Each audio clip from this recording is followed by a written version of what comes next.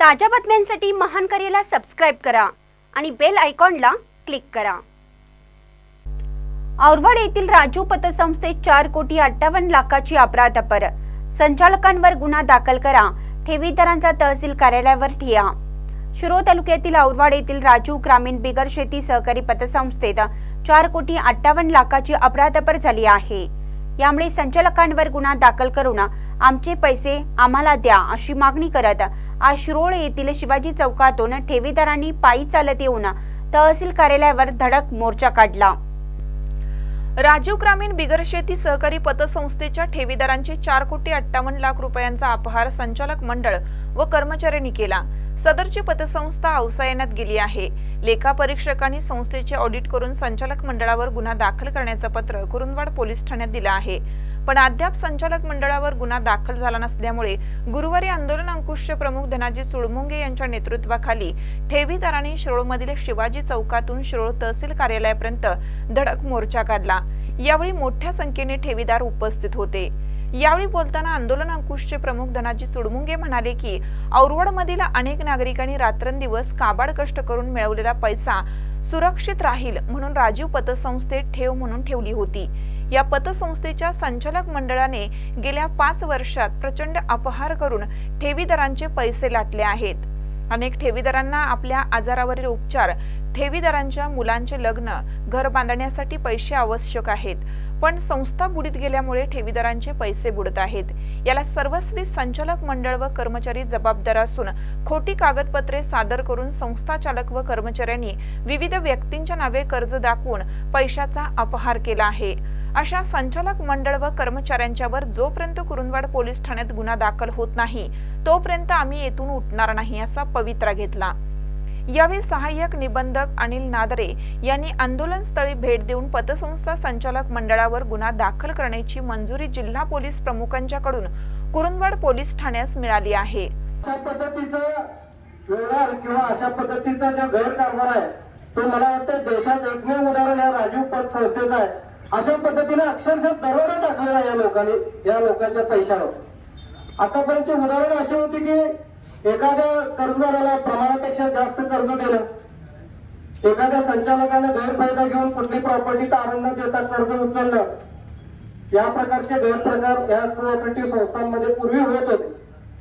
पण इथं कुठलाही तारण न घेता अक्षरशः खोटी कागदपत्र करून ज्या माणसाला माहीतच नाही त्याला कर्ज दिले आहे आणि त्याच्या नावावर या संचालकांनी कर्ज टाकून पैसे अक्षरशः लुटले आणि आज जे 7-7.5 कोटी रुपये या ठेवीदारांच्या या संस्थेमध्ये अडकलेले या गोष्टीला 1.5 वर्ष झालं। आज माझ्यासमोर अनेक उदाहरणे ज्या लोकांनी आयुष्यभर नोकरी करून आपला प्रायव्हेट फंड सगळा आलेला त्या संस्थेमध्ये काहीतरी आपल्याला व्याज मिळेल म्हणून त्या ठिकाणी घातलेला, पोराबाळांच्या लग्नाला कुठेतरी आपल्याला पैसे उपयोगाला येतील म्हणून तिथे लोकांनी आपल्या ठेवीवर ठेवलेले आणि या लोकांचे पैसे सुरक्षित आहेत म्हणून तिथे ठेवलेला आहे।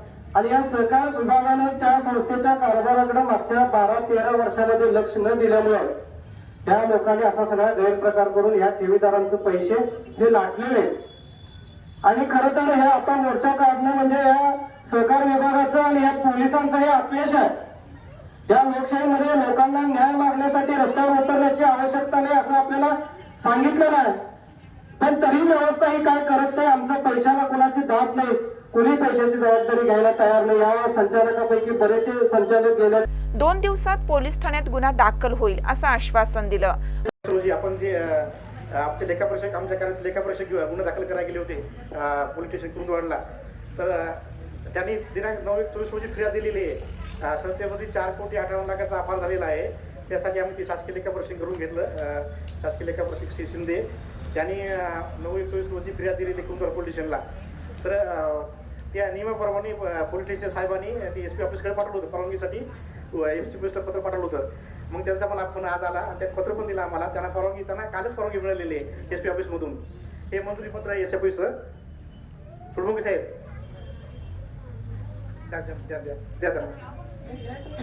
हा फिर्याद त्यांनी आम्हाला आज पत्र मिळाले आम्हाला आजच पत्र मिळाले नाही। त्यांना SP ऑफिसची मंजुरी मिळाली आहे। त्यासाठी त्यांनी काही कागदपत्र आम्हाला मागितले अटेस्ट करून ते कागदपत्राची जुळवाजुळी आमची चालू आहे। तर आमची कागदपत्र जुळवाजुळी करून आज फडणवीस साहेब पण आज सुट्टीवर आहेत पोलीस स्टेशनचे, कुरुंदवाड पोलीस स्टेशनचे.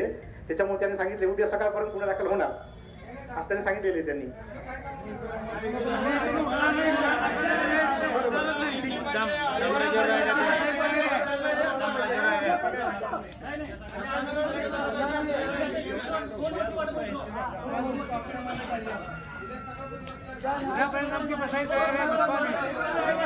हो ठीक आहे.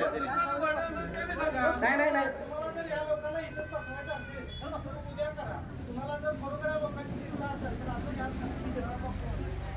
ठीक आहे. मी आजच डबल एकदा साहेबांना बोलतो मी आणि आज जेवढं होतं आजच गुन्हा दाखल करून घेतो. आज एसपी ऑफिसचे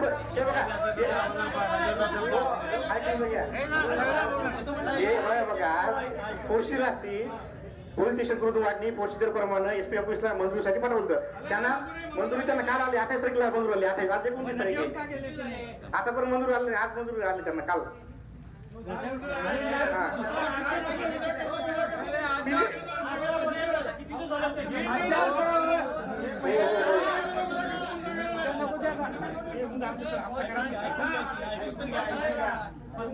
पोलिसांना परवानगी आल्या आता काय कागदपत्राची अडचण तुमच्याकडे आहे द्या आणि बसायच्या अगोदर मला काय माहिती 2 दिवसापूर्वी तिने